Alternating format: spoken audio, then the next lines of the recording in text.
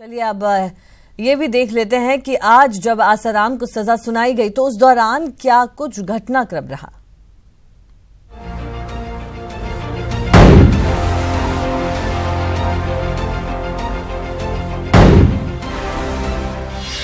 सुबह 7:34 पर जज मधुसूदन शर्मा घर से निकले। 7:50 पर जज मधुसूदन शर्मा कोर्ट पहुंचे। 9:07 पर जज कोर्ट से जेल के लिए निकले। 9:14 पर फैसला सुनाने वाले जज मधुसूदन शर्मा जोधपुर सेंट्रल जेल पहुंचे। 10:29 पर आसाराम को बैरक नंबर 2 से जेल में बने कोर्ट रूम में लाया गया। 10:39 पर नाबालिग से रेप केस में 5 में से 3 को दोषी करार दिया गया। आसाराम के अलावा शिल्पी और शरद भी दोषी करार। प्रकाश और शिवा को इस मामले में किया बरी। 10:51 पर आसाराम के आश्रम की प्रवक्ता नीलम दुबे ने कहा, हम कोर्ट के फैसले के खिलाफ हाई कोर्ट में अपील करेंगे। 11:30 पर जेल के अंदर बनी कोर्ट में आसाराम की सजा पर बहस शुरू हुई। 12:16 पर आसाराम की सजा पर बहस हुई पूरी।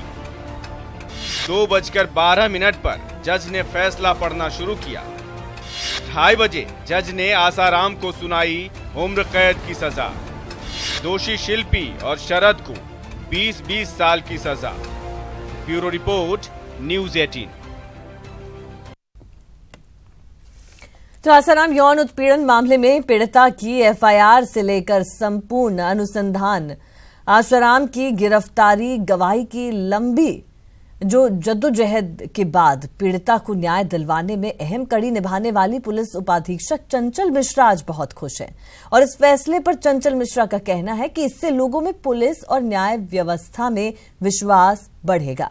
एक पीड़िता जब पुलिस के पास आई तो उसे न्याय अवश्य मिलेगा। तो चंचल मिश्रा से बात की हमारे संवाददाता प्रमोद तिवारी ने। प्रकरण में आसाराम को इंदौर से 1 सितंबर 2013 को गिरफ्तार करके लाकर और लंबी जद्दोजहद और 1 साल से अधिक तक कोर्ट में पेश हुई, बयान दिए, वो डिप्टी एसपी महिला पुलिस अधिकारी चंचल मिश्रा हमारे साथ है। उनसे बात करते हैं कि आसाराम दोषी करार दिए गए, कैसा महसूस कर रही है? बिल्कुल, इससे सबसे बड़ी बात तो ये साबित हुई है कि भारत एक लोकतांत्रिक देश है जहाँ पर हर चीज़ विधि से निर्धारित होती है।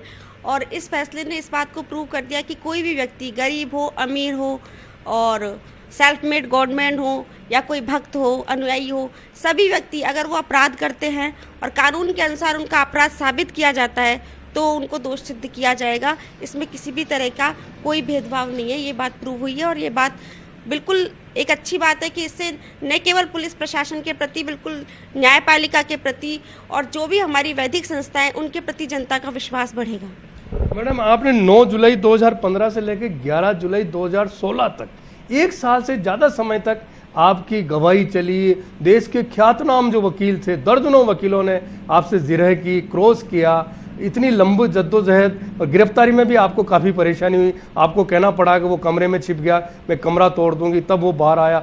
हजारों समर्थक थे उस समय। इंदौर में जो आप गिरफ्तार करके लाई, ये जो लंबी प्रक्रिया हो रही, न्यायिक प्रक्रिया, इसको कैसे? बेसिकली ये तो हम मान के चल रहे थे कि क्योंकि हमारे गवाहों की संख्या लिमिटेड थी। इसमें कुल 58 प्रोसिक्यूशन विटनेस थे, जिसमें से 44 कोर्ट ने अलाउ किए थे ट्रायल के लिए। 44 में I was the 43rd witness. तो जब मेरी चीफ शुरू हुई तो चीफ जो हमारी तरफ से होती है वो हमने 7 दिन में कंप्लीट कर ली थी। लेकिन जब क्रॉस एग्जामिनेशन शुरू हुआ तो हम इतना एक्सपेक्ट नहीं करते थे, क्योंकि जनरली जो क्रॉस एग्जामिनेशन होता है वो चीफ के अकॉर्डिंग 2 या 3 दिन में कंप्लीट हो जाना चाहिए था। लेकिन वो क्रॉस एग्जामिनेशन बहुत ही लंबा चला। और सही बात है कि देश के ख्यातनाम वकील डिफेंस की तरफ से आए और उन्होंने क्रॉस एग्जामिनेशन किया। लेकिन हमारे खुद के द्वारा एकत्रित किए गए जो एविडेंसेस थे, जो डॉक्यूमेंट्स थे, वो सब इतने स्ट्रांग थे और उनमें उनको इतनी सच्चाई से और बेहतर तरीके से प्रस्तुत किया गया था कि उसमें क्रॉस एग्जामिनेशन में भी शायद डिफेंस को हर प्रश्न का अच्छा जवाब मिला।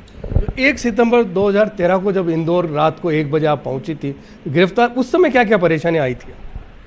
उस समय तो ऑब्वियसली परेशानी, क्योंकि इंदौर में जहाँ उनको गिरफ्तार किया था उनका खुद का आश्रम था और वहाँ पे उनके 3 से 4 हज़ार अनुयायी मौजूद थे और उस अनुयायियों के बीच में और उसको उसी आश्रम से निकाल के लाना वो अपने आप में बहुत कड़ी चुनौती था और वास्तव में हमें कोई समस्याएं भी बहुत सारी आई, लेकिन क्योंकि हमारे पुलिस ऑफिसर्स जो सीनियर पुलिस ऑफिसर्स थे, डीसीपी साहब थे, सीपी साहब थे, इवन आगे भी जो पुलिस ऑफिसर सीनियर थे, उनका एमपी पुलिस के साथ जिस तरह का कांटेक्ट था और जिस तरह की ब्रीफिंग थी, जिस तरह का गाइडेंस उन्होंने हमें दिया था, उस हिसाब से हमें एमपी पुलिस की भी पर्याप्त सहायता मिली और उस सहायता की वजह से ही संभव हुआ कि हम लोग उसको ला पाए। अगर ना एमपी पुलिस की इतनी मदद नहीं मिली होती, अधिकारियों का इतना ज़्यादा वहाँ पर कोऑर्डिनेशन नहीं होता, तो ये हमारे लिए संभव नहीं होता, क्योंकि आश्रम बिल्कुल बंद था और उसके खुद के 2500 समर्थक 3000 समर्थक वहाँ पर मौजूद थे और इतने ही और सुबह तक आने की उम्मीद थी।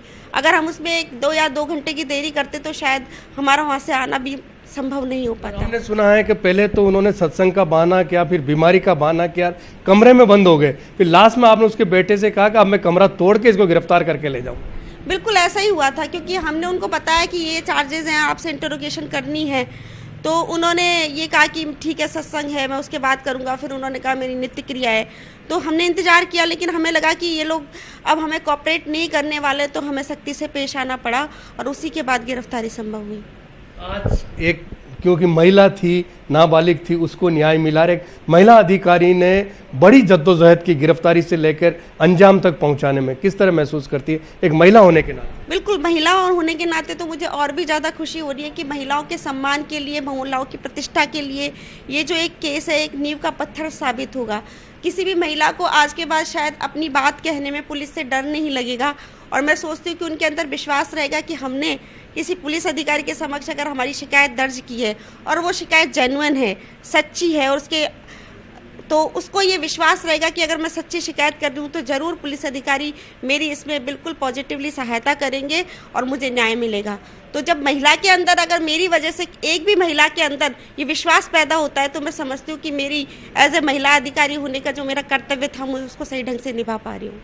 तो ये थी डिप्टी एसपी चंचल मिश्रा, जिन्होंने कहा कि मेरा ये जो सारी मेहनत थी गिरफ्तारी से लेके और उनको सजा दिलवाने तक की जो लंबी गवाही की, ये निश्चित रूप से महिला सुरक्षा के लिए, महिला आत्मरक्षा के लिए एक माइलस्टोन साबित होगा और ये महिला पुलिस अधिकारी बनने का इनका एक तरह से जो सपना था वो भी पूरा होता नजर आएगा। कैमरामैन राजकुमार के साथ प्रमोद तिवारी, न्यूज 18 राजस्थान, भीलवाड़ा।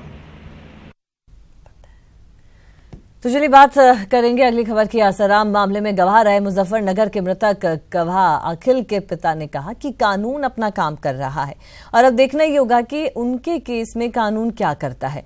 लेकिन आसाराम के जो कृत्य हैं उसे देखते हुए उसे और कड़ी सजा मिलनी चाहिए थी। आपको बता दें, मृतक अखिल गुप्ता इस केस में गवाह थे जिनकी 2015 में गोली मारकर हत्या कर दी गई थी।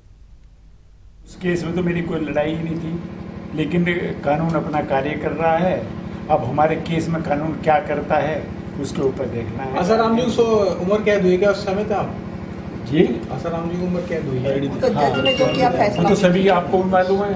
नहीं, आप सहमत हो कि उम्र कैद ही पर्याप्त है इस आदमी के लिए या फांसी होनी चाहिए? नहीं, अब जज ने जो मुनासिब समझा वो जजमेंट दिया, लेकिन यह है कि जिस तरह की क्रियाकलाप जो ऑन रिकॉर्ड आया है उससे तो इससे भी ज्यादा सजा होनी चाहिए।